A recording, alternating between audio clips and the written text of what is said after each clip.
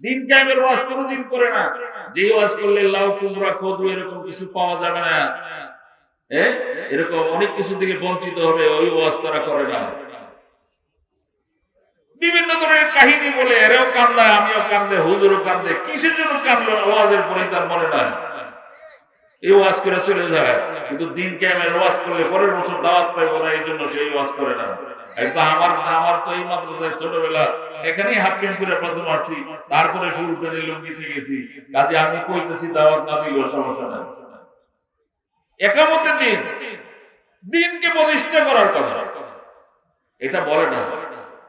আবার আলেম আছে তিন প্রকারের, একটা হলো সরকারি আলেম, একটা হলো তরকারি আলেম, একটা হলো দরকারি আলেম।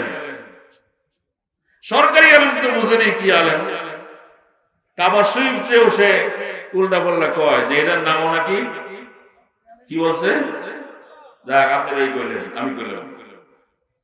তো এটা হলো সরকারি আলেম। একটা হলো তরকারি আলেম, ওই যে বেগুন আর কদু ওই দিয়ে একটা ডাইল খিচুড়ি বানায় কিছু তরকারি আছে না, যে কোনো তরকারির সাথে খাবে, তার নাম কি আলু। এর নাম কি আলু। এটা হলো আলু মার্কা আলেম, তরকারি মার্কা আলেম, তরকারি। আর দরকারি আলেম যারা, তারা ফিল্ডে নাই, তারা আছে জেলে। কই আছে? কই আছে বললাম না। এই জন্য বলছি অবিচারের রাজত্ব কায়েম হয়েছে পৃথিবী থেকে। যারা জালেমবাজ, যারা অবিচার করে, জুলুম করে, অত্যাচার করে, তারা সকলে মিলে আজকে দরবেশ সাজিয়ে গিয়েছে। কিন্তু যারা বুজুর্গ, এদের নামে চুরি বাটপারি বিভিন্ন রকমের অপবাদ দিয়ে দেওয়া হচ্ছে। বলেন ঠিক না? ওরা ফাও কামায়া বড় বড় দাড়ি রেখে, বড় বড় লম্বা জামা গায়ে দিয়ে, এটার নাম দিন না। বিলকুল এটার নাম দিন না, এটার নাম ধর্ম না। বিশাল বড় দাড়ি, এটার নাম বিশাল ধর্ম না। কর্মের নাম ধর্ম। চেহারা সুরত সাইনবোর্ডের নাম দিন না। অনেকে লেবেল লাগায় তারপর ধর্মের নামে 2 নম্বরই করে বেড়ায়। এটা হলো 2 নম্বরই করার মতো একটা লাইন ফ্লাশ করে, লাইনকে চালু করে দেয়। এই জন্য বলছি দিনের উপর চলা, দিন কায়েম করা, এটা কার আইন বলছিলাম? আল্লাহর। আল্লাহর আইনের বাইরে চলার কারো, আল্লাহর অক্সিজেন ছাড়া কেউ বাঁচে? খাদ্য, বস্ত্র, বাসস্থান, শিক্ষা, চিকিৎসা, চিত্ত বিনোদন, যতগুলি নাম বললাম, এটা কি আল্লাহ ছাড়া কেউ চাহিদা মিটাইতে পারে?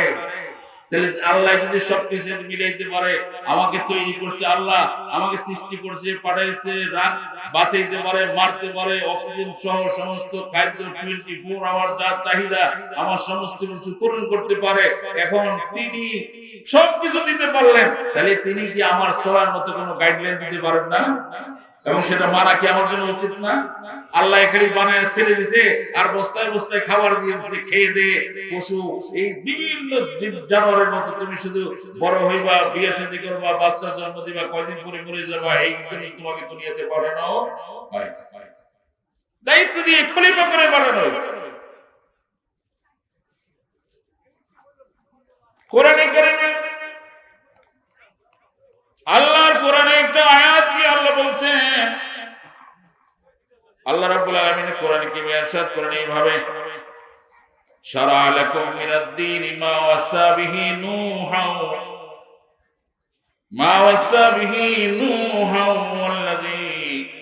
ওয়াল্লাযী আওহাইনা ইলাইক। আল্লাহ রাব্বুল আলামিন কোরআনে কি ইরশাদ করছেন সূরা আশ-শূরার ভিতরে, এই সূরার নামই হচ্ছে শূরা, মানে হলো পরামর্শ সভা, সংসদ ভবনে সূরার নাম বলা হয়। পরামর্শ করে তারা কাজ করতেন, সেই জন্য এটাকে নাম রাখছেন সূরা আশ-শূরা। নাম কি সূরার? আশ-শূরা। সূরার ভিতরে 13 নম্বর আয়াতে বলছেন, শারা লাকুম মিনাদ-দীন মা ওয়াসা বিহি নূহা ওয়াল্লাযী আওহাইনা ইলাইকা ওয়া মা ওয়াসাইনা বিহি ইব্রাহিমা ওয়া মূসা ওয়া ঈসা আন আকিমুদ-দীন ওয়া লা তাতাফাররাকু ফীহি। আল্লাহ কোরআনে কারীমে বলছেন, কি বলেন? শারা লাকুম মিনাদ-দীন, আল্লাহ বলতেছেন তিনি তোমাদের জন্য দ্বীনের ক্ষেত্রে পথ নির্ধারণ করে দিয়েছেন। কে নির্ধারণ করছেন? আল্লাহ। আল্লাহ যেমন সৃষ্টি করে পাঠাইছেন, কি খাবে, কিভাবে ব্যবসা করবে, কিভাবে দোকানপাট করবে, কিভাবে বিবাহ শাদী করবে, কিভাবে তুমি দেশ চালাবে, পাকঘর থেকে বঙ্গভবন পর্যন্ত এরকম কোন সাইট নাই কোনটা কিভাবে চলবে আল্লাহ বিধান দিয়ে দেয় নাই। তাহলে মানুষ তো যা ইচ্ছা তাই করতো, তাহলে আল্লাহর কাছে জবাব দিয়ে তার কিছু ছিল না। কিন্তু আমার আপনার আল্লাহ তো এরকম না, তিনি পাকঘর থেকে বঙ্গভবন পর্যন্ত কিভাবে চলবে সমস্ত বিধানগুলি কোরআনের মধ্যে দিয়ে দিয়েছেন। বলে ঠিক আছে, ঠিক বলে আল্লাহ দিয়ে দিয়েছেন। আল্লাহ বলেন সারা আলাইকুম মিনাদ দ্বীন মা ওয়াসা বিহি নূহা। এখানে চারজন পয়গম্বরের নাম বলছেন। এক নম্বরে বলছেন নূহ আলাইহিস সালামের নাম, দাওয়াত দিয়েছেন 1350 বছর। কয়শো বছর? 950 বছর। 950 বছর দাওয়াত দিয়া দ্বীনে দাওয়াতে ইসলাম গ্রহণ করেছিল কয়জন? 80 জন। কয়জন? 80 জন। ওনার নাম একটা সূরা আছে কোরআন শরীফের, সূরা নূহ। এই দ্বীনের দাওয়াত দিতে গিয়ে নূহ আলাইহিস সালাম যে নৌকা বানাইছিলেন ইতিহাস আছে, নৌকা ময়লা করে বলছিল, আবার তাদের দ্বারা সাফ করেছে ইতিহাস আছে। রাস্তা দিয়ে ওরা দেখলে চেহারা ঢাকা চলে যেত, কানের মধ্যে আঙ্গুল দিত, তার কথা শুনতে চাইতো না, মনে করতো নূহ আলাইহিস সালাম আসতেছে মানে আমাদের নষ্টের মূল, এর কারণে আমাদের এই গজব মুসিবত। এই জন্য আল্লাহ নূহের কথা বলছেন, নূহকে আমি শরীয়তের দাওয়াত দেওয়ার কথা বলছিলাম। 2 নম্বর যে বলছেন ইব্রাহিম আলাইহিস সালামের কথা। ইব্রাহিম আলাইহিস সালাম আমাদের জাতির পিতা। ইব্রাহিম আলাইহিস সালাম তার পিতার নামটাও কোরআনে আছে আযর। মূর্তি পূজক ছিল, তার বিরুদ্ধে তার ছেলে দাঁড়িয়ে গিয়েছিল, বলছে আপনি ওয়াইজ ক্বালা ইব্রাহিম লিআবিহি আযর আতাত্তাখিযু আসনামান আলিহা।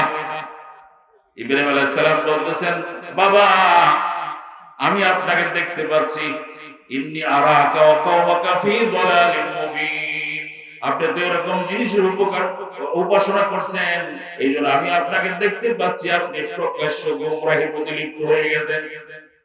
দাওয়াত দিচ্ছে কি হয়েছে আপনি জানেন? আগুনে ফেলাইছে তাকে, এরকম কোন সুবিধা নেই তাকে বঞ্চিত না করছে। তিনি দিনের দাওয়াতের মধ্যে অ্যাটেন্ড ছিলেন। আমি বেশি করে ইতিহাস বলবো না, শুধু দিয়ে যাচ্ছি কথা। 3 নম্বরে নাম আসছে মুসার কথা। হযরত মুসার সাথে ফিরআউন ছিল, ইব্রাহিমের সাথে নমরুদ ছিল। এই 3য় নম্বরে আল্লাহ মুসা আলাইহিস সালামের কথা বলছেন। মুসা আলাইহিস সালাম এরকম কোন অত্যাচার নাই, পৃথিবীতে আসার আগে ঘোষণা হয়েছিল যদি কোন ছেলে পৃথিবীতে আসে মেরে ফেলবে, বলেন ঠিক না বেঠিক? সেই পরিস্থিতিতে মুসা আলাইহিস সালাম পৃথিবীতে আসছেন। 14 গোষ্ঠী সহ শেষ পর্যন্ত দুধ খায় না কারো, এই মুসার দুধ খেয়ে শেষ পর্যন্ত মুসা এই ফেরাউনের ঘরে লালিত পালিত হয়েছে। আপনারা ইতিহাস জানেন। সেখানে পালিয়া তার পরিবার সহ পালছে, সেখানে শত্রুর ভয়ে যেখানে যেখানে যার রাজত্ব যে দখল করবে স্বপ্নে দেখছিল, সেখানে লালিত পালিত হয়েছে। দ্বীনের দাওয়াত দিতে গেছে 2 ভাই মিলে, আল্লাহর আইনের দাওয়াত দিতে গেছে। সে বলছে আনা রাব্বুকুমুল আলা, আমি বড় খোদা, আমি বড় আল্লাহ। তিনি বড় খোদা বলছেন, তার বিরুদ্ধে কথা বলতে গেছেন, দাওয়াত দিয়েছেন, রেগে গেছেন, মারতে গেছেন, কিছু দাওয়াত করেছেন, সামনে যে দরিয়া বেঁধে গেছে, পিছনে এরকম শত্রু বাহিনী। আল্লাহ বলছেন মুসা তুমি এরকম লাঠি দিয়ে বাড়ি দাও। 12টা রাস্তা হয়ে গেল, রাস্তা দিয়ে চলছেন। মাঝখানের থেকে যখন গেছেন, এদিকে কাফের গোষ্ঠীরা, ফেরাউনের গোষ্ঠীরা এখানে চলে আসলো, দেখলো যে এখান থেকে রাস্তা দেখা যায়, বলে ওই তো মুসা তার দলবল সহ যায়, পিছিয়ে দাওয়া করো। তারা মাঝখানে গেল, মুসা আলাইহিস সালাম দলবল সহ তারা তীরে উঠে গেল। তার দলবল সহ ফেরাউন ওই দরিয়াতে মারা গেল, ফেরাউন নিজেও মারা গেল। আল্লাহ রাব্বুল আলামিন এই দিনের দাওয়াতের জন্য মুসার ইতিহাসকে উঠিয়ে ধরছেন। শেষ পর্যন্ত ঈসা আলাইহিস সালামের কথা উঠাই ধরছেন। ঈসা আলাইহিস সালামের কথা, 4টা নবীর শরীয়তের কথা উঠাই দিয়ে রাসূলকে বলতেছেন। রাসূলকে আল্লাহ রাব্বুল আলামিন বলছেন, কি বলছেন? আল্লাহ বলেন শারা লাকুম মিনাদ দীনি মা ওয়াসা বিহি নূহা ওয়াল্লাযিনা আওহাইনা ইলাইক। আমি আপনাকে এরকম দ্বীনের কথা বলতেছি, এই দ্বীনের 4 জন পয়গম্বরের কথা বললাম, তাদের উপরও আমার এই দ্বীনের দাওয়াতের কথা ছিল, তারা দাওয়াত দিত, এরকম ভাবে অত্যাচারিত হয়েছে। শেষ পর্যন্ত আমি আল্লাহ ঈসা আলাইহিস সালামকে আকাশে উঠিয়ে নিয়ে আসছি, তার কওমের নাম পৃথিবীতে আজও খ্রিস্টান রেখে দিয়েছি। নাসারা। মুসার জাতির নাম লোকেরা তাদের নাম আমি রেখে দিয়েছি, তারা পৃথিবীতে এরকম ভাবে ইহুদি হয়ে আছে। এরকম 4টা পয়গম্বর, আপনাকেও পয়গম্বর বানাইছি, আপনি কিয়ামত পর্যন্ত আপনার এই শরীয়ত চলবে। আমার দেখানো এই শরীয়তের বিধান হুকুম আপনার দেখানোর পদ্ধতির উপরে কিয়ামত পর্যন্ত যারা চলবে, এই সমস্ত লোকগুলির জন্য আমি আল্লাহ জান্নাত রেডি করে রাখবো। বলেন সুবহানাল্লাহ। 4জন পয়গম্বরের নাম উল্লেখ করছে আল্লাহ রাব্বুল আলামিন। পরবর্তী বলতেছেন আকিমুদ্দিন ওয়ালা তাতাওয়াররাকু ফি, যে তাদের উপর আদেশ ছিল তোমরা মতভেদ করবে না। আর আকিমুদ্দিন, দিন কায়েমের ব্যাপারে কোনো মতভেদ নাই। হোক লম্বা টুপি, হোক গোল টুপি, হোক পাঁচকল্লি নাইট টুপি, অথবা হোক বড় পাঞ্জাবি নয় ফাড়া পাঞ্জাবি, এগুলি মতভেদের উপরে। আমাদের উপরে এই মতভেদ আছে না? একজনের পাগড়ি মাথা দিয়ে, একজন দেয় না, অয়রে দেখতে পারে না, অয়রে দেখতে পারে না। উনি তাবলীগের কাজ করে হেরে দেখতে পারে না, তাবলীগের যে করে মনে করে আমি আসল কাজ করছি, এরা দেখতে পারে না। দিনের কাজ করা ছাড়া কোনো মানুষ বুজুর্গ হতে পারে না। আপনি 2 কলম লাল কালি দিয়ে লিখে রাখতে পারেন, বুজুর্গ বলা যাবে না দিনের কাজ করা ছাড়া। আপনি এই দেশে বুজুর্গগিরি করছেন, তসবিহ দিয়ে শুধু সুবহানাল্লাহ সুবহানাল্লাহ জপতেছেন, আর সুদী ব্যাংকে টাকা রাখছেন। পৃথিবীতে সব জায়গায় সুদ চলে, গুণ চলে, জেনা চলে, ব্যভিচার চলে, একটা কথাও আপনি বলেন না। আর আপনি শুধু মনে করেন আমি পরহেজগার বুজুর্গ হয়ে গেছি। এই ধরনের দেশে, আমাদের মতো দেশে এরকম কোন পীর সাহেব, কোন মাওলানা সাহেব, কোন তরিকায় ছিল, কোন তাবলীগে ছিল, যে কোনো কিছুতে ছিল, আপনি যদি মনে করেন আমি একটা বুজুর্গ হয়ে গেছি, কিন্তু আপনি দিন কায়েমের ব্যাপারে একটা কথা বললেন না। আপনি কখনো জেনার ব্যাপারে কথা বলেন না, আপনি কখনো মদের ব্যাপারে কথা বলেন না, আপনি সুদের ব্যাপারে কথা বলেন না, ঘুষের ব্যাপারে কথা বলেন না। সুদী ব্যাংকের টাকা রেখে মসজিদে কোনায় বসে বসে সুবহানাল্লাহ সুবহানাল্লাহ সুবহানাল্লাহ, আর মাসে মাসে সুদের অংশটা উঠে আইনা সংসার চালান। আপনার এই বুজুর্গ সাজার কোনো দাম নাই। ওরে ঠিক হবে, ঠিক বলেন, কখনো হবে না, কখনো হবে না। বুজুর্গ, ওই যে আমির হামজা সাহেব বলতেন বেজির গুরু, কি কইতো, যে বুজুর্গ না, এটা কয় কি, কই বেজির গুরু। আপনারা তো বেজি ছিলেন ভালো। আমার দেশের আমি ওয়াজ করতে গেলে বিভিন্ন জায়গায় দেশি ভাষায় বলে বলে, এই জন্য বলতেছিলাম। আবার বলছেন কাবুরা আলাল মুশরিকিনা মা তাদউহুম ইলাই, রাসূল কি বলতেছে, আপনার দ্বীনের যারা বিরোধিতা করবে, কাবুরা আলাল মুশরিকিন, আমি জানি যারা মুশরিক, তাদের জন্য এটা তারা সহ্য করতে পারবে না। ধর্মের কোন দাওয়াত দিলে তারা সহ্য করতে পারবে না, কারণ সুদের দাওয়াত দিলে যে সুদ খায় সে বলবে আরে হুজুরের এই দাওয়াত যদি গ্রহণ করি তাহলে তো আমার সুদ বন্ধ করা লাগবে। ঘুষ যে খায় সে বলবে আরে আমি যদি এই ধর্মীয় অনুশাসন মানে তাহলে ঘুষ বাদ দেওয়া লাগবে। বেপরদায় চলে সে বলবে দিন মানলে আমার এরকম বেপরদাগিরি করা যাবে না। এরকম বিভিন্ন কোরআন লাইনে আপনি যদি সবক দিতে যান সমস্ত মানুষগুলি আপনার বিরোধী হয়ে দাঁড়াবে। কি বলেন, ঠিক না? ঠিক। এই জন্য দিন কায়েমের জন্য সার্বক্ষণিক রাসূল সাল্লাল্লাহু আলাইহি ওয়াসাল্লাম এরকম চেষ্টা করেছেন। আমাদের রাসূলকে এরকম আল্লাহ মনোনীত করেছেন। আল্লাহর মনোনীত যারা নবী রাসূল তারা আল্লাহর মনোনীত না। আর আমার আপনার নবী হলো সবচেয়ে সর্বসেরা, সাইয়্যিদুল মুরসালিন, ইমামুল মুরসালিন, খাতামুন নবীন, রাহমাতুল লিল আলামিন, হযরত মুহাম্মদুর রাসূলুল্লাহ সাল্লাল্লাহু আলাইহি ওয়াসাল্লাম তিনি আল্লাহর মনোনীত সবচেয়ে শ্রেষ্ঠ সেরা নবী। জোরে শুরু বলেন সুবহানাল্লাহ। ভোট দিয়া কত বড় নবী বানানো যায় না, ভোট দিয়া নবী বানানো যায় না, ভোট দিয়া নেতা বানানো যায়, আবার বিনা ভোটেও নেতা হওয়া যায়। কিন্তু কারো ভোটে কেউ কোনদিন নেতা হয় না, নবী হয় না। যদি হইতো তাহলে মানুষের ভোটে মহিলাও নবী হয়ে যাইত। কি বলেন, ঠিক না? বেশি মহিলা কোন নবী আসেনি। রাসূলের কাছে এসে বলল হুজুর আমাদেরকে ঠকাইছে, ইসলাম দিয়ে কয় কি ঠকাইছে, আমাদের একটা অভিযোগ হইল ইসলামের অনেক কিছু আমাদের দেওয়া হয় নাই, কেন নবী হইল না? আমাদের মহিলাদের থেকে কেন নবী হইলেন না? রাসূল বললেন শোনো মহিলারা, তোমরা নবী হও নাই কিন্তু তোমরা নবীর মা হইছো। পৃথিবীতে এরকম 1,02,40,000 পয়গম্বর কেউ আসে নাই যারা মায়ের পেট হয়ে আসে নাই। তাহলে মার মর্যাদা বেশি কিনা বলেন, জোরে বলেন, মার মর্যাদা বেশি না? তাহলে মহিলারা বলল এতদিন বুঝি না, এখন বুঝলাম আমরা মহিলারা নবী হই নাই, কিন্তু সমস্ত নবীদের মা মহিলাদের পেট হয়ে আসছে, অতএব আমরা সম্মানিত হয়ে গেলাম। জোরে শুনে বলেন সুবহানাল্লাহ। এই জন্য আল্লাহ রাব্বুল আলামিন দিন কায়েম মানে কি? দিন কায়েম অর্থ কি? আপনি কায়েমের অর্থ, 4টা কায়েমের অর্থ বলছিলাম, যেমন নামাজ কায়েম করা বলে। দিন কায়েমের 4টা অর্থ আছে। বালে হওয়ার পর থেকে মৃত্যুর আগ পর্যন্ত আল্লাহর দিনের কথা পরিবারস্থ লোককে, পাশের লোককে, সকলকে দিনের সঠিক কথাটাকে বলে দেওয়া হচ্ছে দিন কায়েমের 1 নম্বর কায়েমের অর্থ।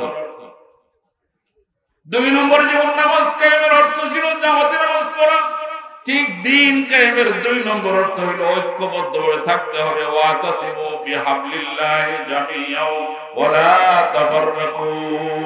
পৃথিবীর কোন জাতির মধ্যে মুসলমানদের মতো এত দল নাই। কেউ হাত এই জায়গায় বাঁধবে, তারে দেখতে পারে না, তার সাথে মাইয়াও বিয়ে দেয় না।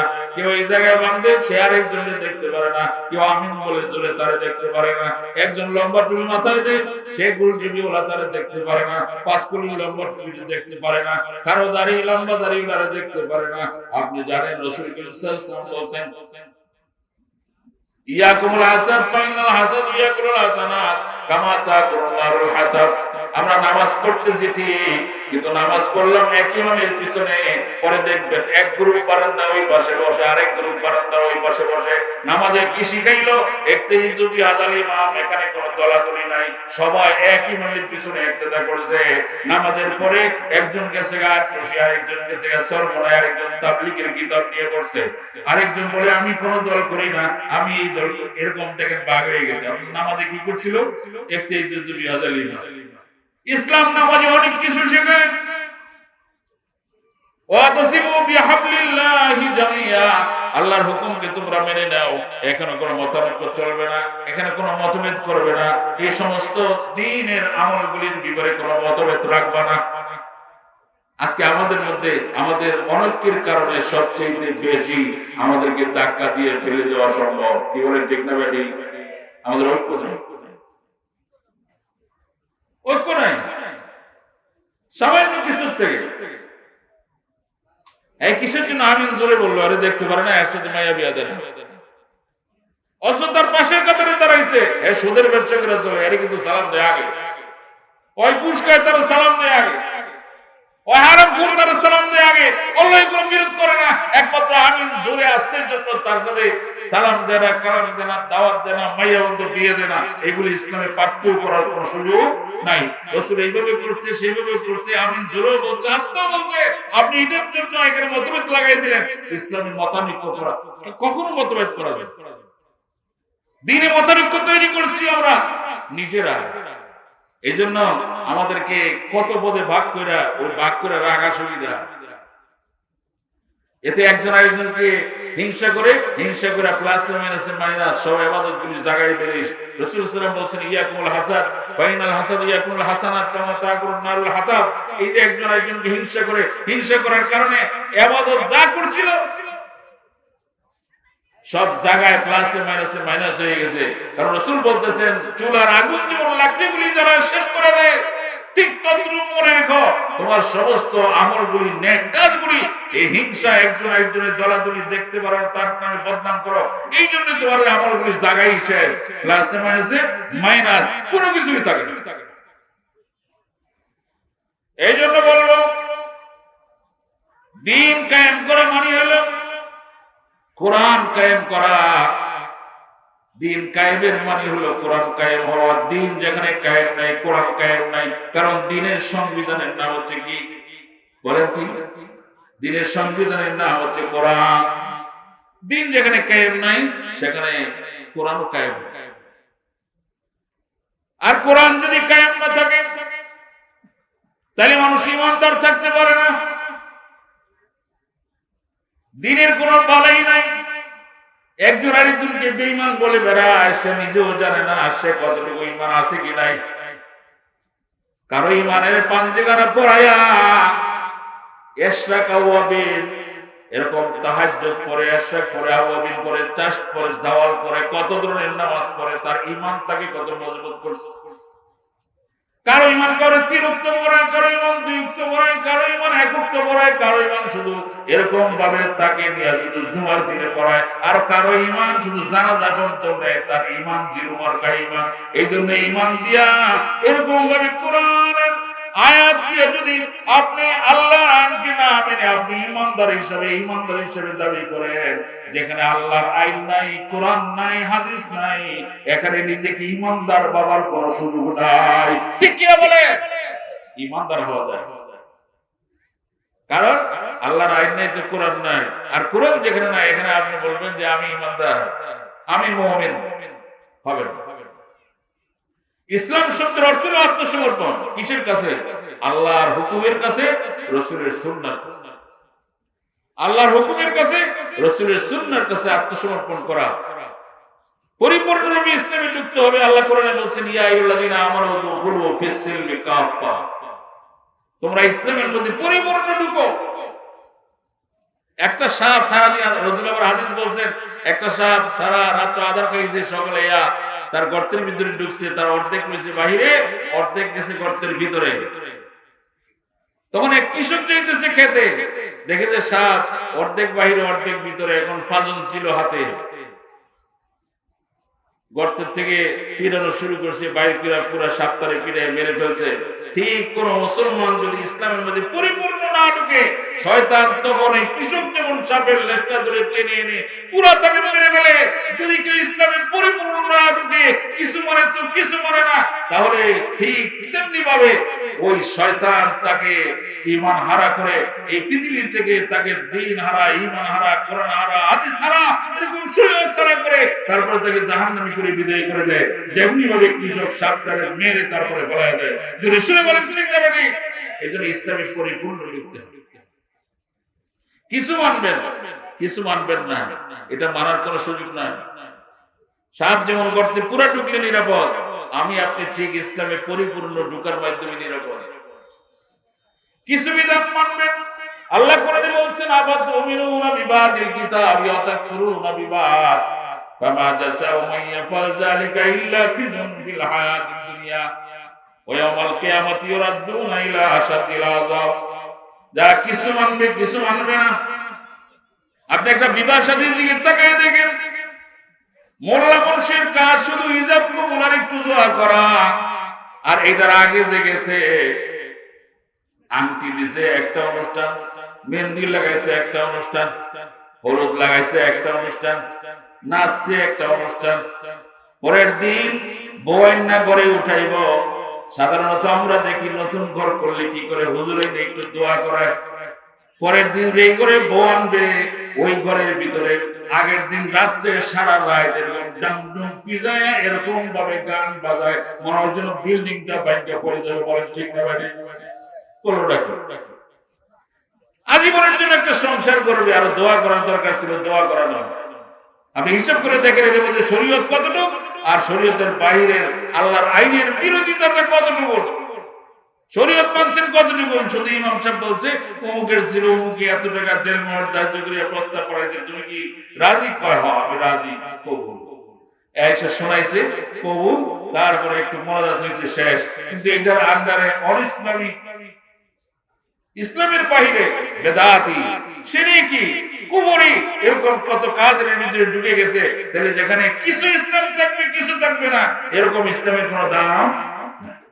আপনি কিছু মানবেন, কিছু মানবেন না, এটা কোনো সুযোগ নাই। সম্পূর্ণ মানতে হবে, পুরোপুরি মানতে হবে। আল্লাহ রাব্বুল আলামিন কোরআনে কারীমে ইরশাদ করেন, আল্লাযীনা জাআলুল কুরআনা ইযীন ফাওয়ারাব্বুকা লানাসআলান্নাহুম আজমাইন।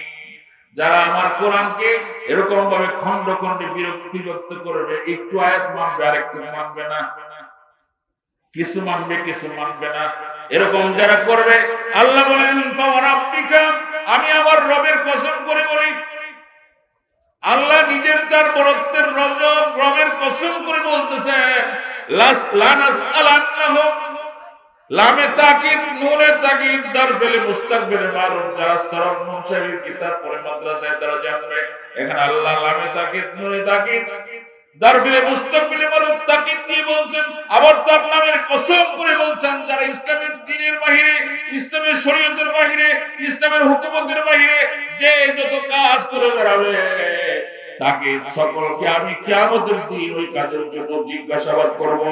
জোরে শুনবেন আল্লাহু আকবার। আল্লাহ রাব্বুল আলামিনের জিজ্ঞাসা থেকে রেহাই পাবে কেন করলেন? আল্লাহ রাব্বুল আলামিন কাল কিয়ামতের দিন জিজ্ঞাসা করবে। কোরআন হাতে নিয়ে রাসূল মামলা করবেন সেদিন। আমার আপনার নামে মামলা হবে, বাদী হবেন রাসূল সাল্লাল্লাহু আলাইহি ওয়াসাল্লাম, সাক্ষী হবে কোরআনুল কারীম। আল্লাহ রাব্বুল আলামিন রাসূল আকরাম সাল্লাল্লাহু আলাইহি ওয়াসাল্লাম থেকে আল্লাহ রাব্বুল আলামিন বলতেছেন ওয়াকালা রাসূল ইয়া রাব্বি ইন্নী কওমি ইত্তাখিযু হাযাল কুরআন মাহজুরা। ওরা খেলতামাশা এরকম ভাবে এটাকে তেমন একটা মূল্যায়ন করে নাই যে একটা কিতাব রমজান মাসে একটু মুখে আবার পড়ে রেখে দেয় জায়গা মতো, একটু গিলাপটা পরিষ্কার করে মাঝে মধ্যে এটা দিয়ে পানি ফু দিয়া খায়, জ্বর হইলে একটু ঝাইরা দেয়। আল্লাহ বলেন যে এই কোরআন তোমাকে রাজত্ব দিতে পারে, ক্ষমতা দিতে পারে, মহাসাগর মহাদেব দিতে পারে।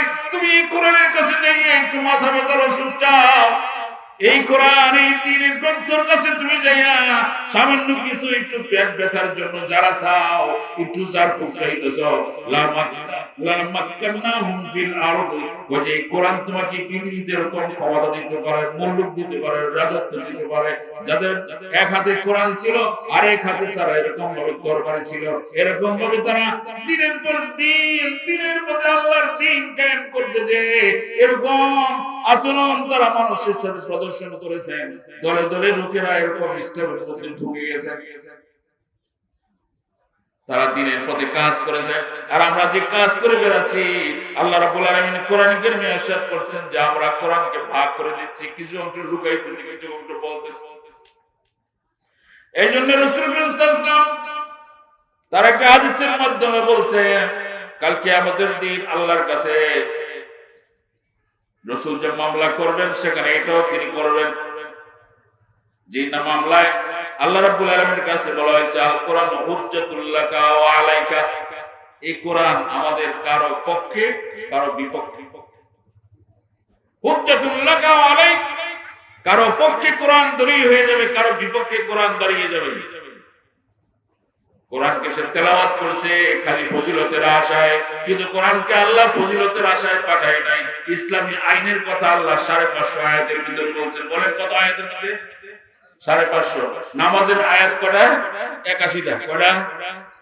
80 জায়গায় বলছে। কয় জায়গায়? 80 জায়গায় নামাজের কথা বলছে।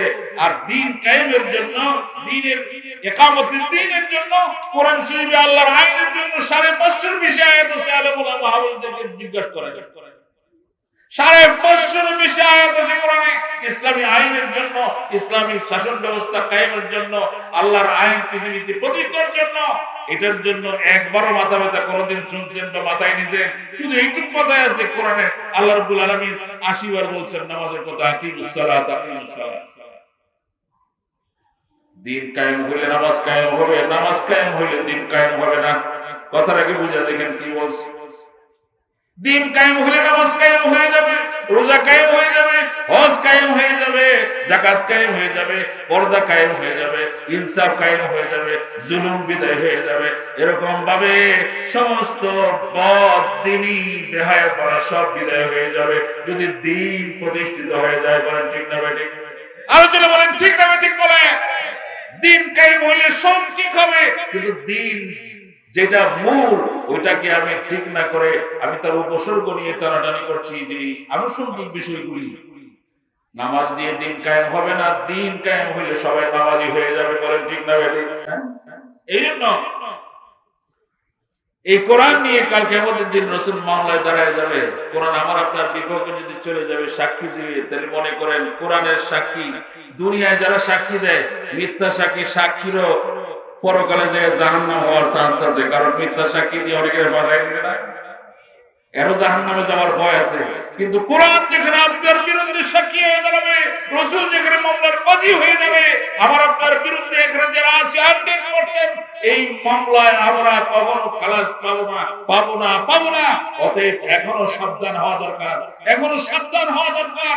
দ্বীন ইকামতের, দ্বীনকে প্রতিষ্ঠা করার জন্য যা করা গণবি থেকে যেখানে যতটুকু সুবিধা, কুল্লুকুম রাইন ওয়া কুল্লুকুম মাসউলুন আন রাইয়াতিহি।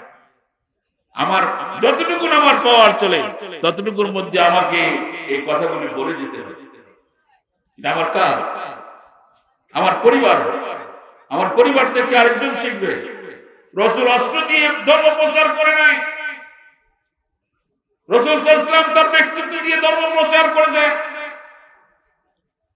রাসূল সাল্লাল্লাহু আলাইহি ওয়াসাল্লাম রাস্তায় কাঁটা বিছিয়ে যারা দিয়েছে তাদের চিকিৎসা করে ভালো করছেন, কলিমা পড়ে মুসলমান হয়েছে। রাসূলের বাসায় মেহমান এসে বেশি খেয়ে ফেলছেন, রাতে বিছানা অপরিষ্কার করে ফেলছে, চলে গেছে আগে তার কাছে মাপ চাইছেন, ভাই আমি যদি খেদমত করতাম তোমার এই সমস্যা হইতো না। বিদ্যাপুরীর গাঠির মাথায় নিয়ে টানছেন, গর্তের মুখ পর্যন্ত পৌঁছাই দিয়েছেন।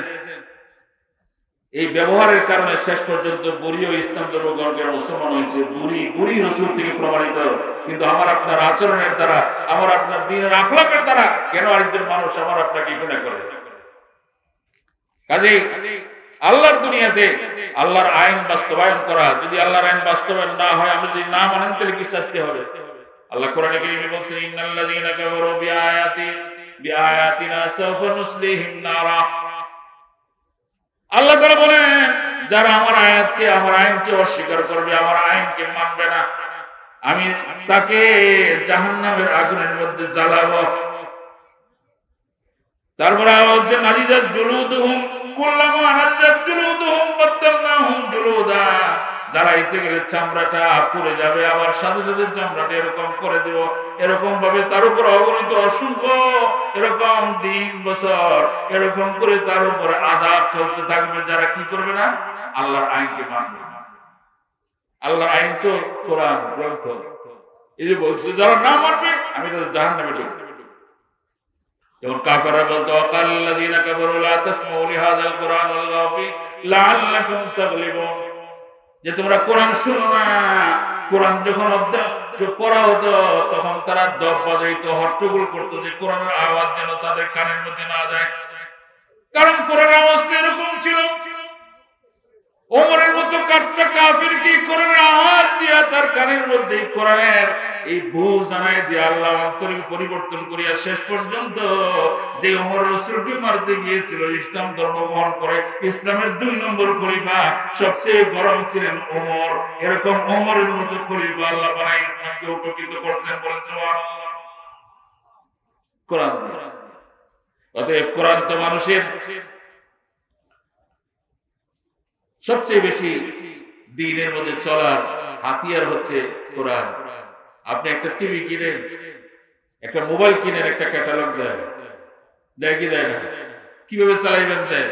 আল্লাহ পৃথিবী বানাইছে, এটা কোনো ক্যাটালগ রাখে নাই। পৃথিবী বানায় একদম শাসকের কাছে ছেড়ে দিয়েছে, তারা ইচ্ছে মতো যেমনি ইচ্ছে তেমনি চালাবে। এই জন্য তো কোরআন আছে। কোরআন মানুষকে দিক নির্দেশনা দিয়েছে।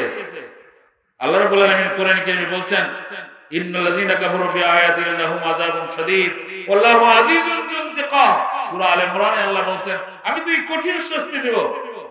এবং উলাইকাল্লাযীনা হাবিতাত আমালুহুম ফিদ দুনিয়া ওয়াল আখিরাহ, আমার সমস্ত আমলগুলো দুনিয়া এবং আখিরাতে সে আমল করতেছে, আমার কোরআনকে 12টা বাজাইতেছে, আমার ইসলামের আইনকে 12টা বাজাইতেছে, ইসলামে অমান্য করতেছে, তার মুখ দিয়ে একটা ইসলামের আন্দোলনের কথা ওঠে না। আর সে মনে করে আমি বেঁচে গেলাম। বাপের জুতো দিয়ে পিঠায় আর পোলায় দৌড়ে বাড়ি চলে আসছে আর বলে যে মানি মান আল্লাহই রাখে। মায় জিজ্ঞেস করে, কি হয়েছে রে বেটা? কয় যে বাবার জুতো দিয়ে পিটাইতেছে, আমি দৌড়িয়া বাসায় চলে আসছি, মানি মান আল্লাহই রাখছে।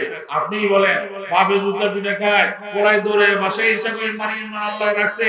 আজকে ইসলাম পিঠানি খায়, আজকে ইসলাম পিঠানি খায়, আজকে আলেম ওলামা পিঠানি খায়, আজকে আলেম ওলামা নামে কেস হয়, আজকে আলেম ওলামা নির্যাতিত, নিষ্পেষিত, লাঞ্ছিত, পর্যদস্ত, তারা এই সমস্ত কিছু দিয়ে আজকে ইসলাম যে কোনো জায়গায় একটু মাছা ধরা দিয়ে উঠছে। তাকে যেখানে একটা কিল দিলে যথেষ্ট, সেখানে 100 কিল করে বড়াই করছে।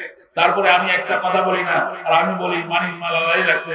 আপনি বলেন ইসলাম আমার বাবা, ইব্রাহিম আমার বাবা, মুসা আমার বাবা, সমস্ত পয়গম্বর আমাদের বাবা, সমস্ত আমার আপনার সমস্ত পয়গম্বরের সেরা পয়গম্বর মুহাম্মদ সাল্লাল্লাহু আলাইহি ওয়াসাল্লাম, তিনি পিটানি খায়, তার ইসলাম পিটানি খায়, তার হাদিস কোরআন এই পিটানি খায়, তার দিন পিটানি খাচ্ছে। আর আমি বলি যে না আমি ঠিক আছি, মোল্লারাই বাড়াবাড়ি করতেছে, কয় না?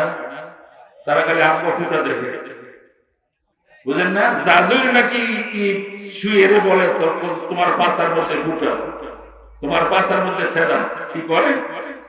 কে কয়? জাজুরি কয় কারে? শুয়ে তার পাছার মধ্যে বলে সেদা দেখা। আপনি বলেন জাজুরের সেদা বেশি না শুয়ের সেদা বেশি? এবং শুই বলতেছে আরে তুই তোরটা গুণা দেখ কয়টা। এবার আমি তো কোনো সেদা পাই না, দুই একটা সেদা পাইলে যেখানে শুই ঢুকতো সেখানে কুড়াল ঢুকিয়ে দেয়। বলেন ঠিক না বেটি? পরিস্থিতি। আপনাকে যদি আলোচ্য বিষয়ের উপর আলোচনা করতে যাই তাহলে অনেক কিছু নিয়ে আলোচনা করতে হবে। সময় সাপেক্ষে যে কথাগুলোর উপর না বললেই নয়। আপনি যেমন কোরআনের কিছু অংশ মানলে আরেক অংশ না মানলে যেরকম ভাবে ইসলাম আপনার দ্বারা পালন হয় না, আল্লাহ নিজের কসম করে বলছেন পরকালে আপনাকে এই সম্পর্কে জিজ্ঞাসাবাদ করবেন, তুমি এটা করলে কেন? জিজ্ঞাসা বাইরে কেউ নয়। আল্লাহ কোরআনে বলছেন সুম্মা লা তুসআলুনা ইয়াওমা ইযিন আনিন নাঈম, প্রত্যেকটা নিয়ামত সম্পর্কে আমি জিজ্ঞাসা করব।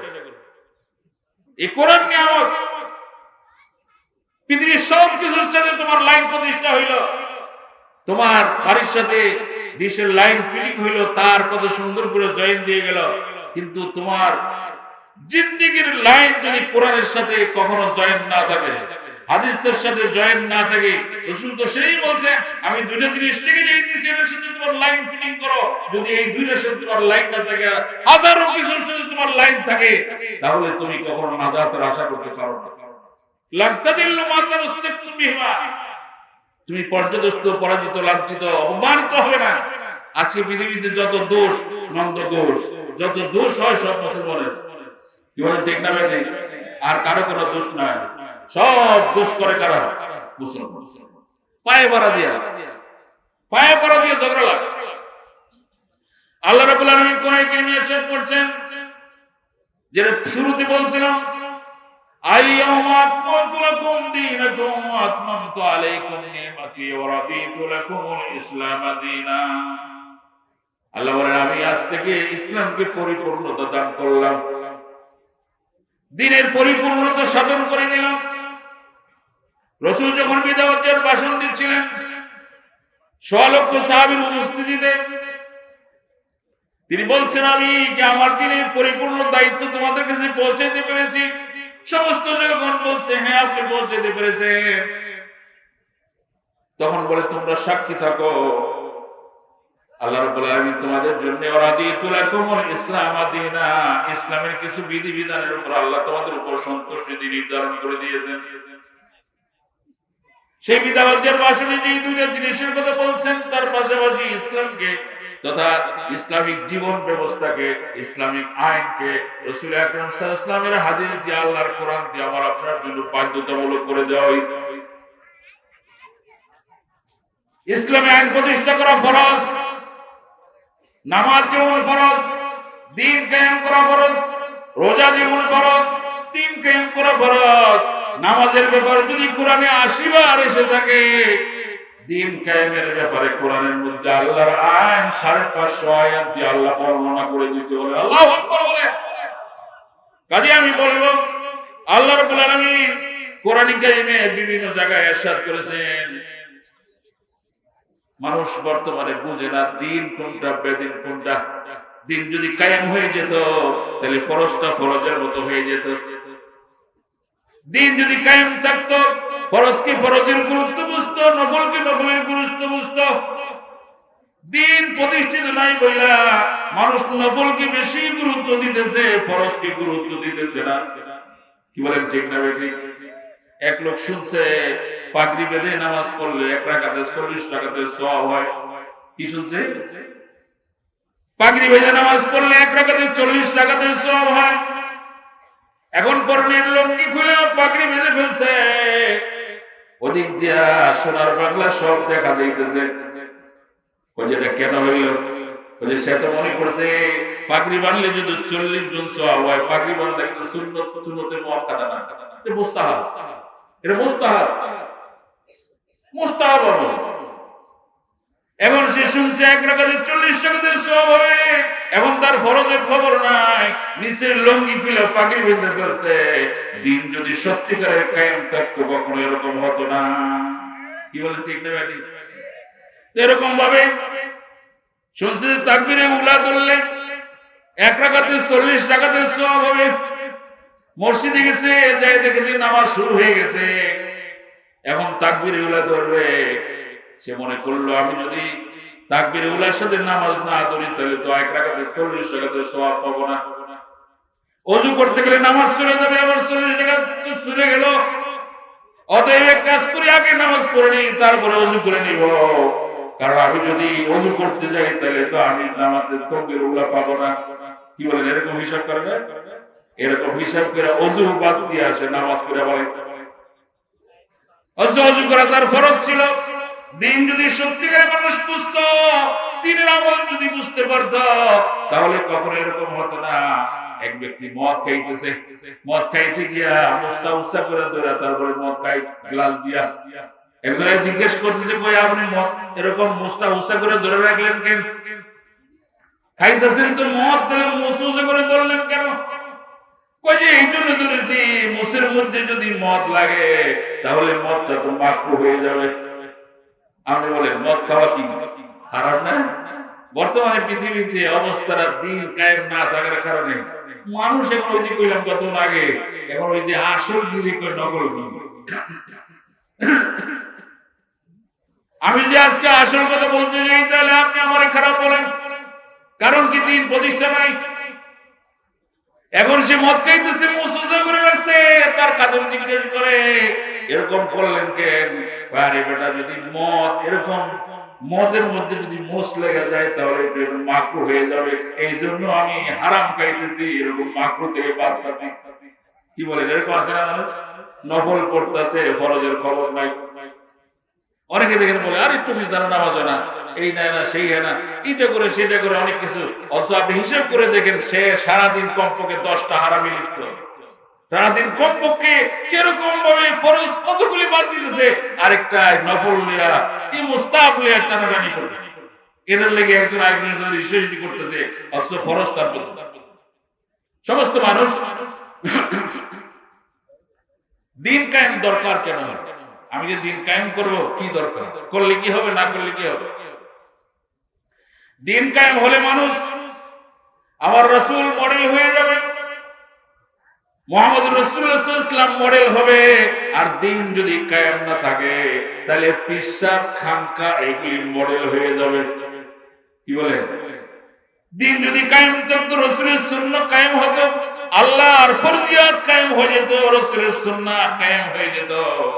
আর দিন কায়েম না থাকলে মাঝখান দিয়ে কিছু লোক এসে এখানে কিছু ইন করাই দিচ্ছে, যে এটা কার থেকে পেয়েছে? রাসূল মডেল না, খাজা বাবা মডেল হয়ে গেছে, পিশাব মডেল হয়ে গেছে, খানকা মডেল হয়ে গেছে। খানকার মধ্যে কোনো বাধা দেয় না কেউ, পিশাবের উরুসে কোনো বাধা নাই, জশ্নে জুলুসে কোনো বাধা নাই। কিন্তু আপনি হকের মধ্যে যদি একটা তাফসীর মাহফিল করতে যান, হক কথাটা যদি আল্লাহর দ্বীনের আইনের কথাকে বলতে যান, যেটা রাসূল সাল্লাল্লাহু আলাইহি ওয়াসাল্লামের সাথে আবু জাহেলের লাগছিল। কারণ যখন রাসূল বলছে কারো ক্ষমতা চলবে না, একমাত্র আল্লাহ রাব্বুল আলামিনের ক্ষমতা চলবে, আল্লাহর আইন চলবে, এটা বলার পরেই সমস্ত শাসকরা তার বিরোধী হয়ে গেল। কারণ হলো, আপনি যদি আল্লাহর আইনের কথা বলেন, তাহলে আল্লাহর আইনের কথা বলতে গেলে চোরের তো চুরি করলে হাত কাটা লাগবে, মদের বারগুলি তো বন্ধ হয়ে যাবে, সুদী ব্যাংকগুলি তো বন্ধ হয়ে যাবে, ঘুষ খাওয়াগুলি বন্ধ হয়ে যাবে। অতএব ওই জায়গাগুলি যারা দখল করে আছে, যারা ওই জায়গাগুলিতে কামিয়ে খাচ্ছে, এরা কখনো আপনাকে আল্লাহর আইন প্রতিষ্ঠার জন্য কখনো তারা সায় দিবে না, তারা নিজেরাই সেটাকে বিরোধিতা করবে। পৃথিবীতে কি বর্তমানে চোর নাই? কি বলেন, চোর নাই? বলেন চোর আছে না নাই? কিন্তু কই হাত কাটছে, কই একটাও কাটছে নি। তো হাত তো একটাও কাটলো না। আপনি বলছেন চোর আছে অথচ হাত কাটে নাই, একটা লোক খুঁজে পাওয়া যায় নাই। আজকে পৃথিবীতে কোথাও খুঁজে পাওয়া যাবে না কোরআনের আইন ক্লেম কইরা একজনের হাত কেটে দিয়েছে, খুঁজে পাওয়া যায় না। সৌদি রাজ পরিবারের মধ্যে একজনের গর্দান গেছে কয়েক বছর আগে, তাকেও ক্ষমা করা হয় নাই। কিন্তু এটা কিন্তু মিডিয়া ফলো করে দেখায় না। কাজে আপনি বলেন চোর আছে কিন্তু হাত কাটলো না কেন? যারা কলমের খোঁচায় চুরি করে, এক নম্বরে তাদের হাত গুলি কাটা যাবে, এই জন্য দেখে গেছে চুরির ব্যাপারে কোনো আইন নাই। আমি মাঝে মধ্যে বলে থাকি 3টা আইন মাত্র বাস্তবায়ন করে দেখেন। অন টেস্ট করা 3টা। কোন র‍্যাব লাগবে না, কোবরা লাগবে না, অপারেশন ক্লিন হার্ট লাগবে না, কোন সোর্স লাগবে না, কিচ্ছু লাগবে না। 3টা আইন বাস্তবায়ন করে অন টেস্ট। 1 নম্বরে চুরি করলে হাত কেটে দেন, আল্লাহ আইন বাস্তবায়ন করেন। দেখবেন বেলা ছাদ কাটছেন একজনের, আল্লাহ রাব্বুল আলামিন কোটি কোটি মানুষ এই হাত কাটা থেকে বেঁচে যাবে, চুরি থেকে মানুষগুলি বেঁচে যাবে। বলেন ঠিক না ভাই? কাটবেন একজনে, অনেক মানুষের থেকে বেঁচে যাবে। 1 নম্বরে এই চুরির আইনে হাত কাটার আইনটা চালু করেন অন টেস্ট, দেখেন দেশ কন্ট্রোল হয় কিনা। কিন্তু এটা আইন বাস্তবায়ন করবে যারা, আমি আপনি ওয়াজ করে নাও, আপনার কানে দিয়ে দিলাম, মানলে মানেন, না মানলে নাই। আমরা মসজিদে ওয়াজ করি, এক মসজিদে আজকে 5 বছর যাবত ইমামতি করি। প্রত্যেক শুক্রবারে ওয়াজ করলে বছরে 60টা ওয়াজ হয়, বছরে প্রত্যেক 60টা ওয়াজ হয়। প্রত্যেক দিন, প্রত্যেক শুক্রবারে যে দ্বিতীয় খুতবাটা পড়া হয়, সেখানে এরকম একটা আয়াত প্রত্যেক দিন মানুষের কানের মধ্যে দেওয়া হয়, যেন সবাই জানে। অনেকের কাছে মুখস্থ আছে, ইন্নাল্লাহা ইয়ামুরু বিল আদলি ওয়াল ইহসান ওয়া ইতাই যিল কুরবা ওয়া ইয়ানহা আনিল ফাহশাই ওয়াল মুনকারি ওয়াল বাগই ইয়াইযুকুম লাআল্লাকুম তাযাক্কারুন। কি অনেকে শুনছেন না? এরকম শোনা নাকি আছে না? এটা আল্লাহ বলছেন ইয়াইযুকুম।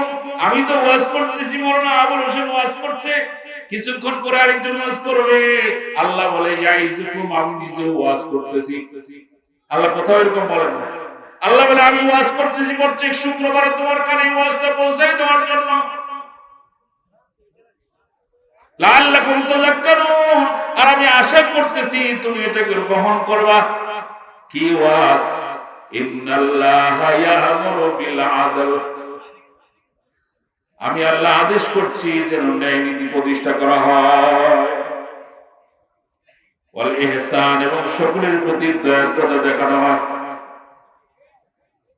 আল্লাহর আদেশ এখানে 3টা, ইয়ামুরু বিল আদলি ওয়াল ইহসান ওয়া ইতাই যিল কুরবা, এবং নিকট থেকে নিকট আত্মীয় সকলের কাছে সম্পর্ক যেন বজায় রাখা হয়, এবং সকলকে যেন তার সাথে ইহসান করা হয়, তার ওয়ারিসত্ব, তার রক্ত সম্পর্ক, তার আত্মীয়তা, সমস্ত কিছু যেন রক্ষা করে তোলা হয়। 3টা আদেশ করা, 3টা। 1 নম্বরে ইনসাফ প্রতিষ্ঠা করা, তারপরে দয়াদ্রতা, মানুষের মধ্যে দয়া, মায়া, মিল, মহব্বত, এগুলি আজকে তো বিদায় হয়ে গেছে, এটা থাকা। তারপরে হলো সম্পর্কের ক্ষেত্রে যেন একজন আরেকজনের সাথে রক্ত থেকে ধরে আত্মীয় পর্যন্ত সমস্ত কিছু ওই তাইদের কুরবা, তাইয়ের অধিকারগুলি যেন তাদেরকে দেওয়া হয়। ওয়ানহা, এবং আমি নিষেধ করতেছি আনিল ফাহশাই। ফাহশা মানে নির্লজ্জতা, বেহায়াপনা, জেনা, ব্যভিচার, বেপরদাই, যত কিছু আছে সমস্ত কিছুকে আমি নিষেধ করছি। ওয়াল মুনকার, সাধারণ শুধু পাপ আমি নিষেধ করছি। ওয়াল বাগই, এবং সীমা লঙ্ঘনের যত কাজ আছে আমি আল্লাহ নিষেধ করছি। আদেশ কয়টা? 3টা। নিষেধ কয়টা? বলেন 3টা। এই 3টা আদেশ, 3টা নিষেধ প্রত্যেক শুক্রবারে যারা ইমানদার মুসলিম আছে তাকে শুক্রবারের জুমাতে দিয়ে বলে দেওয়া হয়, সেজন্য এর উপর আমল করে। কার ওয়াজ? এটা কার ওয়াজ বলেন? একটা সমাজকে স্থিতিশীল রাখতে, একটা সমাজকে আদর্শ সমাজ হিসেবে বজায় রাখতে একটা ইমাম সবচেয়ে বড় ভূমিকা পালন করে। কিন্তু এই ওয়াজগুলি শুধু মসজিদ থেকে ঘরের দরজা বন্ধ যায় না, ওই যে আমরা শুনি দাদার ওয়াজ শুনে আসি, ওয়াজ কোনোদিন খালের ওই করে দেয় নাই, ঠিক ওয়াজ মানুষ শুনি কিন্তু একটা ওয়াজও বাসায় নাই। এখানে কেউ আসে সুর শুনতে, কেউ আসে যুক্তিবাদীর যুক্তি শুনতে, কেউ আসে ইতিহাস শুনতে।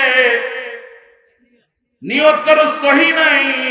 যদি নিয়ত সহি না থাকে, তিন গ্রুপের নিয়তে সহি থাকলে ওয়াজে কাজ দিবে। যে ওয়াজ করতেছে, যারা করাইতেছে, যারা শুনতেছে, তিনজনের নিয়ত যদি এক জায়গায় না হবে, ওই ওয়াজে কোনো কাজ দিবে না। যে ওয়াজ করতে আসে সে ওয়াজ করবে, আল্লাহর ওয়াস্তে ওয়াজ করবে, এবং এরকম কথা বলবে যেটা নিজের মধ্যে আছে, নিজে আমল করবে, আরেকজনকে বলে বেড়াবে।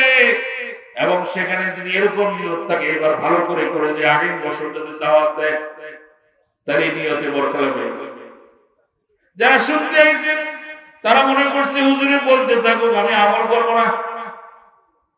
আর যারা করাইতেছে তারা যদি এরকম নিয়তে করায় যে আমরা এরকম কিছু করছি যে বাৎসরিক কিছু একটা আয় হয়, আর কিছু দরকার নাই, নিয়ত তিনজনের তিন জায়গায়, কারো কাজ আসবে না। এই মাদ্রাসা কত বছর আগের প্রতিষ্ঠিত মাদ্রাসা, 1947 সালে এখান থেকে দাখিল পাস করে গিয়েছি। এর আগে শুনতাম এই মাদ্রাসা আলেম ফাজেল কামিল লেভেল ছিল, কলেজ লেভেল মাদ্রাসা, কোথাও সচরাচর পাওয়া যায় না, সেই মাদ্রাসা ছিল। সেই মাদ্রাসা থেকে আজও সত্যি জারিয়া কত কত মানুষ এখান থেকে বের হয়েছে কেরায়েত তালিম নিয়া। এরকম ভাবে বিভিন্ন জায়গায় এরকম ভাবে তালিম নিয়ে মানুষ আছে। তারপরে আমার ছোট ভাইরা মিলে এই যে একটা ইসলামী সমাজ কল্যাণ পরিষদ করে তারা বাৎসরিক একটা আয়োজন করতেছে। সমস্ত মানুষদেরকে এরকম ভাবে তাদের আন্ডার একটা গুরুস্থানের জন্য তারা জায়গা নিয়েছে, অনেকটুকু করে ফেলছে, আমি যতটুকু শুনেছি। সমাজ কল্যাণ আন্ডারে অনেক কাজ তারা করে বলেন। এই সমস্ত কাজগুলি আঞ্জাম দিতে যে কত মানুষের চক্রাকারী, কত ধরনের গাল বেংসানি, এরকম মুখ রাখায় সহ্য করতে হয়। এরপরে এই দিনই কাজ করে যাইতেছে। এটাকে ইসলামের দুইটা কথা শোনানোর জন্য, আমার আপনার জন্য। কিছুক্ষণ আগে আমি উঠার আগে অনুরোধ করে বলছে এখানে বেহেশতের বাগান, এখানে আসে আপনাদের জন্য দিন মাহফিলের আয়োজন করা হয়েছে। এখানে আপনি আসবেন, দিন কায়েমের কথা শুনবেন, কোরআনের কথা শুনবেন, হাদিসের কথা শুনবেন। এটা যদি আমলে নিতে পারি তাহলে এই মাহফিল সার্থক হবে। নতুবা এই মাহফিল দ্বারা আমাদের ইহকালীন পরকালীন কোনো আশা করা যায় না। তিন গ্রুপের যদি এক নিয়তে এক জায়গায় না হয়, তাহলে সেই মাহফিল দিয়ে ওয়াজ দিয়ে কোনো কাজ হবে না। এই জন্য আবার আপনার নিয়ত থাকবে, কান দিয়ে শুনবো, এটাকে জেহানে ঢুকাই নিব, তারপরে সেই অনুযায়ী বাসায় যেয়ে বলবো, আমল করার চেষ্টা করব। যে দিন কায়েমের জন্য ওয়াজ করেছিল, দিনের কথা যে যতটুকুন করে যাকে যাকে করে, এরকম বলে হলো এই কাজ করার দ্বারা আল্লাহ জিম্মা দিয়েছেন, তা থেকে রেহাই পাওয়া যাবে। এক নম্বর হলো দিন কায়েম হলে রাসূল মডেল হবে, নতুবা পীর খানকা মডেল হয়ে যাবে, বন্ডামিরা মডেল হয়ে যাবে। এর জন্য দিন প্রতিষ্ঠা দরকার। দুই নম্বরে রহমতের দরজা খুলে যাবে। দিন কায়েম হলে আল্লাহ রহমতের দরজা আল্লাহ খুলে দিবে। আল্লাহ রাব্বুল আলামিন বলেন, ওয়ালাউ আন্না আহলুল কুরআ আমানু ওয়াত্তাকাউ লাফাতাহনা আলাইহিম বারাকাতিন মিনাস সামাই ওয়াল আরদ। যদি এই জনপদবাসীরা আমার কোরআনের উপরে আমল করে, আমার রাসূলের হাদিসের উপরে আমল করে, মৌলভী মাওলানা ইসলামী সংস্থার ওয়াজগুলি যদি তারা কাজে লাগায়, এটা যদি বিশ্বাস করে এবং ভয় আনে, আমানু ওয়াত্তাকাউ লাফাতাহনা আলাইহিম বারাকাতিন মিনাস সামাই ওয়াল আরদ, আকাশ এবং জমিনের সমস্ত বরকতের দরজাগুলি আমি আল্লাহ তাদের উপরে খুলে দিব। জোরে শুনে বলেন সুবহানাল্লাহ। কাজেই এই দিন মাহফিল থেকে আল্লাহর রহমতের দরজা খুলতে পারা যায়। তারপরে ইবাদতের বুনিয়াদ ঠিক থাকবে। ইবাদতের বুনিয়াদে যে কিছুক্ষণ আগে যেটা বললাম, ফরজ ফরজের জায়গায় মর্যাদা পাবে, সুন্নাত সুন্নতের জায়গায়, ওয়াজিব ওয়াজিবের জায়গায়, নফল নফলের জায়গায়। কিন্তু যদি দিন কায়েম না থাকে, তাহলে নফলকে মুস্তাহাবকে বেশি গুরুত্ব দিবে, হারামকে বাদ দিয়া খাইতেছে, হারাম মাকরুহ কথা চিন্তা করবে। এই জন্য ইবাদতের বুনিয়াদ ঠিক থাকে না যদি দিন কায়েম না হয়। কাজে দিন কায়েম হলে ইবাদত ঠিক হবে, ইবাদত ঠিক হলে দিন কায়েম হবে না। দিন কায়েম আল্লাহ বলছেন, ফাইজা কুদিয়াতিস সালাত ফান্তাশিরু ফিল আরদ, নামাজ শেষ, জমিনে ছড়ায়ে পড়ো। আল্লাহর জমিনের ভিতরে তুমি তার দিন প্রচার করো, দিন প্রচারের জায়গা মসজিদ না। এরকম কিছু গ্রুপ আছে খালি গাছ লাগায় কিন্তু আপনি এখন এই মুহূর্তে কত আলেম ওলামা জেল জুলুম জরিমানায় পড়তেছে, আল্লাহর হুকুমতের কথা বলতে যাইয়া, আল্লাহর আইনের কথা বলতে যাইয়া তাদের উপর কত নিষ্পেষণ আসছে। আপনি বসে বসে বলেন যে আমি এরকম ফজিলত করতেছি, আমি সুবহানাল্লাহ আলহামদুলিল্লাহ মসজিদ থেকে যাচ্ছি না, বলে যে গজব তার উপরে আগে দেওয়া হবে। কি বলেন, ঠিক বলছি না ব্যাটিং বলছি? এরা বাঁচা যাবে না, এরকম বুজুর্গ সাজার কোনো সুযোগ নেই। আপনি কোন একটা কোরআন বিরোধী, হাদিস বিরোধী, শরীয়ত বিরোধী আইনের ভিতরে বাহিরে এটার জন্য আপনি বিন্দুমাত্র কথা বললেন না, আপনি বলবেন যে আমি বুজুর্গ, এটার ভাবার কোনো কারণ নাই। তারপরে বলা হয়েছে নামাজ কায়েমের অর্থ যেমন বলেছিলাম, আল্লাহ রাব্বুল আলামিন তার কোরআন কারীমের মধ্যে ইরশাদ করেছেন, ওয়ামান আরাদা আন যিকরিহি ফাইন্না লাহু মাঈশাতান দানকা ওয়া নাহশুরুহু ইয়াওমাল কিয়ামাতি আমা ক্বালা রাব্বি লিমা হাশারতানি আমা ওয়া ক্বাদ কুনতু বাসীরা ক্বালা কাযালিকা আতাতকা আয়াতুনা ফানাসীতাহা ওয়া কাযালিকাল ইয়াওমা তুনসা। দেখেন আমাদের দেশে কি হয়, রমজানের প্রথম দিয়া মসজিদের মধ্যে জায়গা পাওয়া যায় না, ঠিক না বেঠিক? রমজান মাসের প্রথম দিয়া যারা পাঞ্জাগানা পড়তো এরা বারান্দার বড় মাঠে জায়গা পায়, আর পাঞ্জাগানা প্রথম কাতারে পড়তো এমন জায়গা নাই।